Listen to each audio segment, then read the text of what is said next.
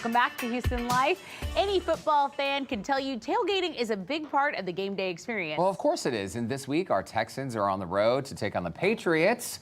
We love our Texans, don't we? We're so proud of the team. So we are bringing the party into Studio B with our very own quarterback. That's right, America's CEO, Chief Entertaining Officer, Tim Laird. Get on over here. All right, He's here good to see you all again. Tackle our game day menu. What's up? How are you? It's tailgate time, even if it's going to be a home gating for this next game. Okay, so we're down. Fun ideas. What I like to do is I set up a Bloody Mary bar so your tailgate fans can help serve themselves. So I set out a traditional vodka, a little tequila for a Bloody Maria, bourbon for a Kentucky Mary, and my favorite bartender told me about Zing Zang, and they have this great Bloody Mary mix. So your guests can choose the regular. It's actually what we use at home. I love it. And if they want to kick it up, they've got a blazing one for those that like a little spicier quality. And of course, I know there's some beer usually at a tailgate party, so I have a michelada mix, and then some that are already mixed with the vodka. They're ready to drink. It's already done. But Tess, I think you want to make your own. That's, this is that's the Bloody Maria. So this has with tequila in it then. And then you can make your own. I've got the traditional vodka. And this, Tim, is the regular Zing Zang for me? This is the regular, okay. right. It's spicy enough This for me. is the regular. Right.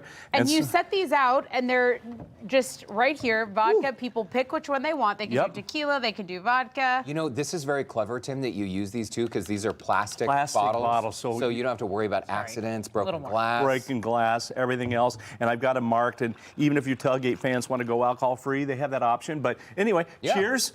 Let's go, Cheers, Texans. Cheers. And as we sip this, I have never actually had a Kentucky Mary. So that's like a Bloody Mary, but with bourbon, With bourbon. You said? And it really is a nice flavor. It just has a little kick to it, and it's really nice. It goes well with the Zing Zang mix, so it's really good. So, and you're having the Bloody Maria. It's good. How is it? Not bad. That's with tequila. And of course, traditional. Well, we got to talk about breakfast. Some games start a little early, so I have a great idea, and it's basically a tortilla, and I have an egg on top of that, and you can put bacon, sausage, cheese, whatever you want. Then, Tessa, if you want to roll that up a little bit. Sure. Oh, this is a good idea. Like this? Just like that. Are you pre-making these, Tim? So I pre-make that ahead, and then we can roll it up in a little bit of foil there, just like that.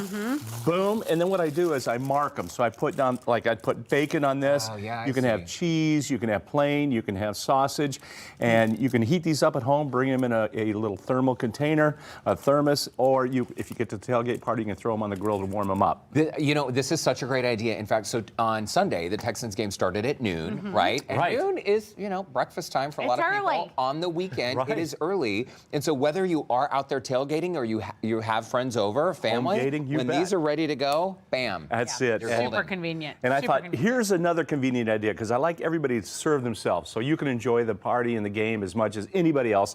And this is what I have. A cheeseburger in a cup. Ooh, and then we got everything there. It starts with the ground beef. I put a little queso on top of that and a little bit of pico de gallo. That's your tomato and onion there. And then, of course, a little bit of Thousand Island dressing, shredded lettuce. And then on top, I crushed up some pita chips. So you have a little crunch.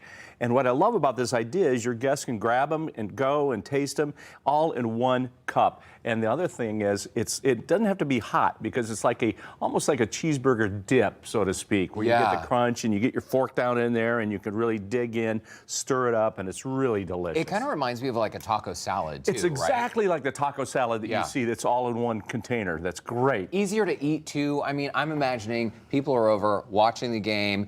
You don't want people being like, hey, Tessa, can you give me, hey, Tessa, can you, right? Well, it's also like a burger, which you have to assemble it's great. Burgers are delicious, but they're really hard to manage if you have to stand up, maybe you have your drink, you have your burger. It's just a lot going on. All in a cup is totally convenient. And you can personalize it. You could have ground turkey on the bottom, or if you've got vegetarian friends, you can make them all vegetarian friendly. So absolutely, you can please everybody with that all in one cup. We love it, Tim. I love it. What is this tower you have going on? Well, we have to have a dessert of some sort.